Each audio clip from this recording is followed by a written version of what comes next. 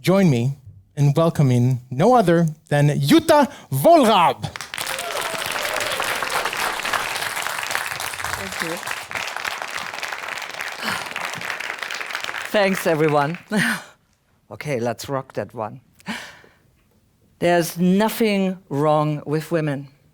What is wrong is the world we keep asking them to survive in.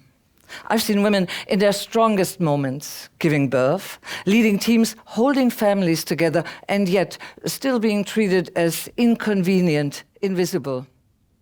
Women are told, be confident, be resilient, be tough. Really? That's what you need to survive in a system that was never designed for you in the first place. And the real question is, do we just survive, or do we finally thrive when the system itself changes? And that's not just an opinion. The data is undeniable. Harvard and Colombo research shows when women negotiate in an aggressive male style, they lose. When they turn back to their authentic style, the outcome dramatically improves. Connection wins. Ladies, raise your hand if ever you were asked to be more confident. And all you wanted was fair pay, exactly, RESPCET, and a system that works for you. It's a man's world, and it's nothing without a woman. Women were never meant to fit into the world. The world was meant to change.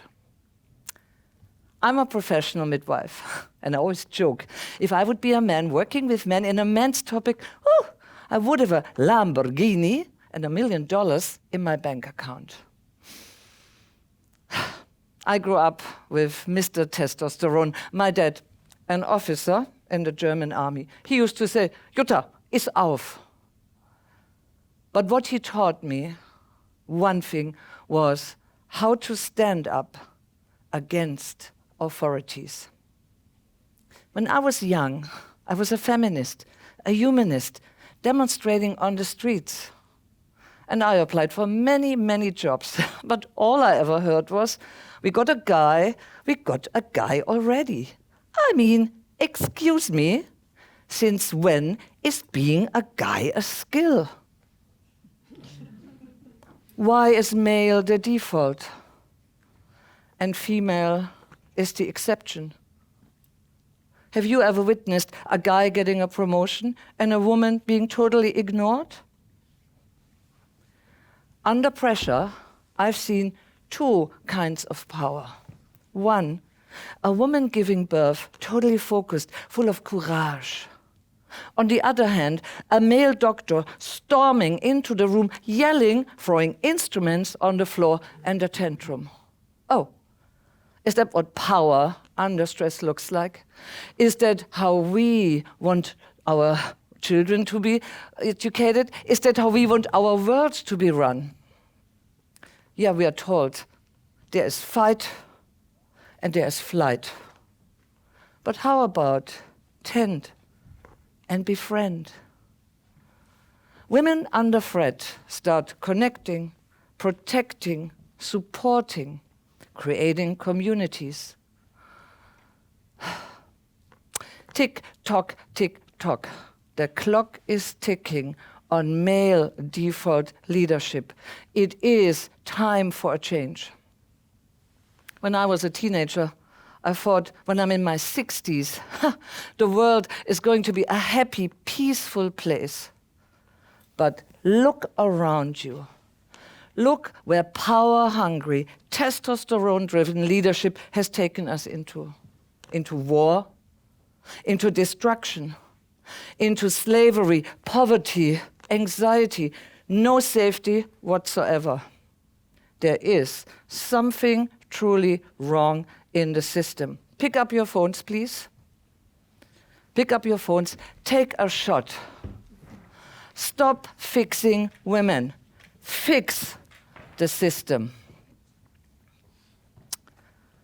Roughly half of the world population is female, and yet only a small fraction holds real power. Afghanistan, girls banned from school. Iran, women fighting for daily freedom. Oh, and in the West, rights are rolling back. Women are overtalked and patronized. It's not women, it's leadership failure. Oh, and we can see it even in tiny daily things. Why is there such a long line in front of the women's toilet? Male and female toilet hold exactly the same kind of square meters. And of course, women have periods, are pregnant, take small kids into the toilet and need just a little bit more privacy. Everything around us has been tested, researched, and designed for men. Exactly. Imagine if men would have a period. We would have cycle days, hot packs, and chocolate for free. Absolutely. There you go. But that's not the solution. COVID. Countries led by women, Germany, New Zealand, had lower death tolls, faster recovery, different leadership, different outcome. Yeah, we cheer for one woman when she makes it to the top. It's a long way to the top. But as long as there is no transformation, it is simply just a simulation. Same, not different. No, we don't want a wolf in a sheepskin. We don't want testosterone with a lipstick. We don't want heels acting like a man. We look for true female leaders, the peaceful warrior. Round tables where men and women sit together. Empathy is in the driver's seat. Courage is the co-pilot. Oxytocin next to adrenaline. And no, it is not about no man. It is just about no more male default. Jacinda, the Prime Minister, the former Prime Minister of New Zealand, she says, I refuse to believe that you cannot be both compassionate and strong.